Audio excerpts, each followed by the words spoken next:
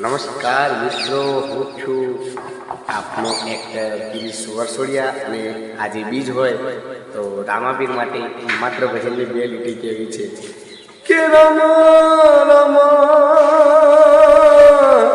રામા તારે દેવડે